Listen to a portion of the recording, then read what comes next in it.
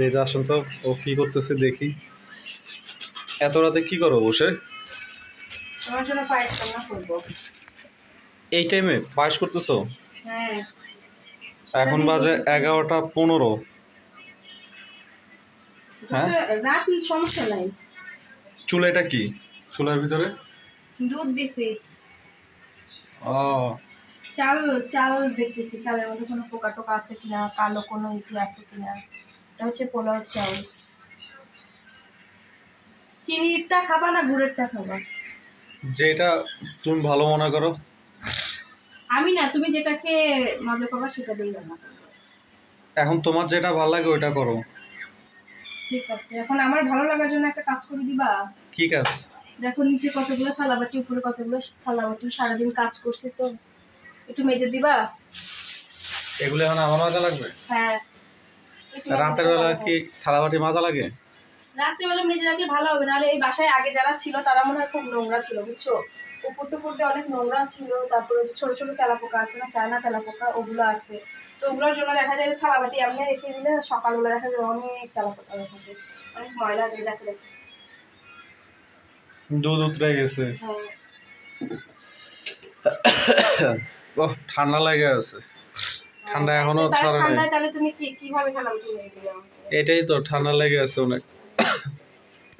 ও আবার সবাই আবার মনে করবে চুলা একটা কেন। আমি বলি, আমার দিকে ধরো।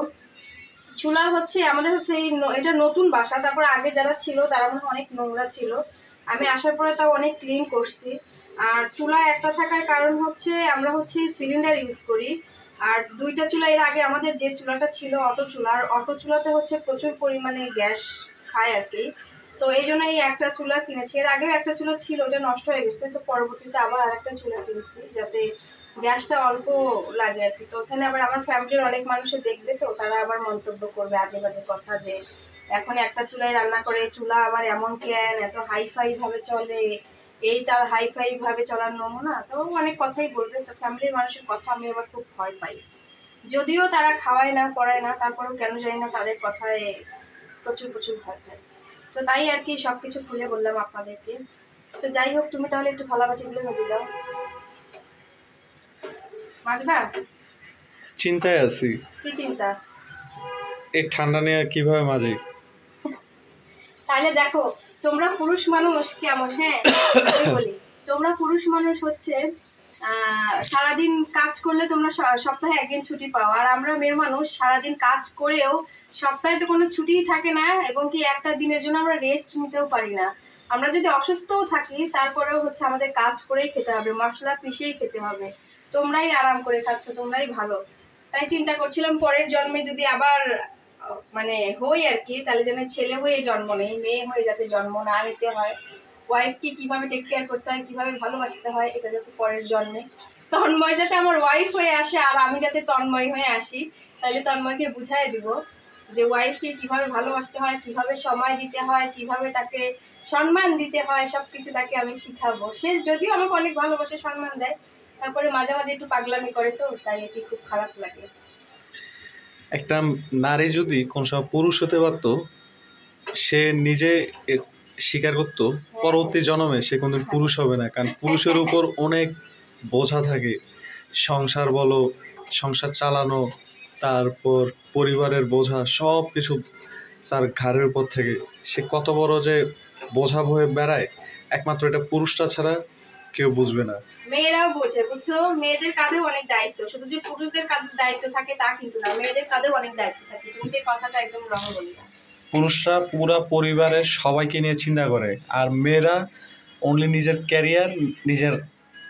আর কিছু বললাম না বলে আবার সমস্যা আছে? না না বলো, আমি আমার ক্যারিয়ার নিয়ে কি চিন্তা করছি বলো। না, আমি তো তোমার উদ্দেশ্যে শুধু বলতেছি না। তাহলে আমার ক্যারিয়ার তো শুরুই হয় নাই এখনো, তার আগে কত মানুষ কত মন্তব্য করে বেড়াচ্ছে। এখন কিছু মানুষের কাজ মন্তব্য করবে, ওরা করেই যাবে, কান কথা তো আর মানে শুনতে নাই। অনেক মানুষ অনেক কথাই বলবে, আমিও আমার লাইফে এই পর্যন্ত অনেকের অনেক কথা শুনছি, শুনতে আছি। আসলে তোমার কপালটা অনেক খারাপ, আমার কপালটা অনেক খারাপ। আমার ফ্যামিলির মানুষগুলো মানে খুবই খুবই খুবই কেমন জানি টাইপের, আমি বুঝাতে পারবো না।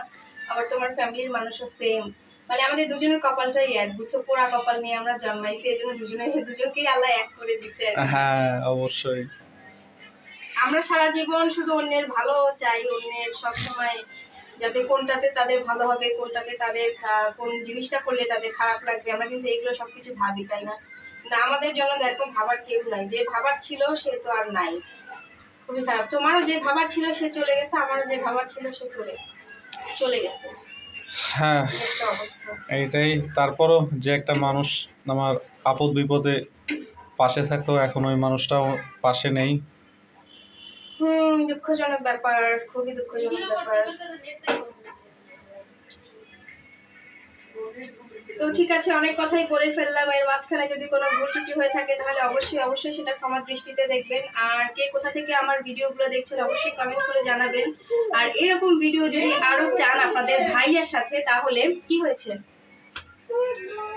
আপনাদের ভাইয়ার সাথে যদি আপনি ভিডিও চান তাহলে অবশ্যই কিন্তু সেটাও কমেন্টে জানাবেন। আর যারা আমার ইউটিউবে দেখবেন তারা অবশ্যই আমার ইউটিউব চ্যানেলটা সাবস্ক্রাইব করবেন, আর যারা আমার পেজে দেখবেন অবশ্যই তারা আমার পেজটা ফলো করে যাবেন, যাতে পরবর্তীতে আমি কোনো ভিডিও আপলোড করলে যাতে সেটা আপনারা দেখতে পারেন। ধন্যবাদ সবাইকে, আল্লাহ হাফেজ, আসসালামু আলাইকুম।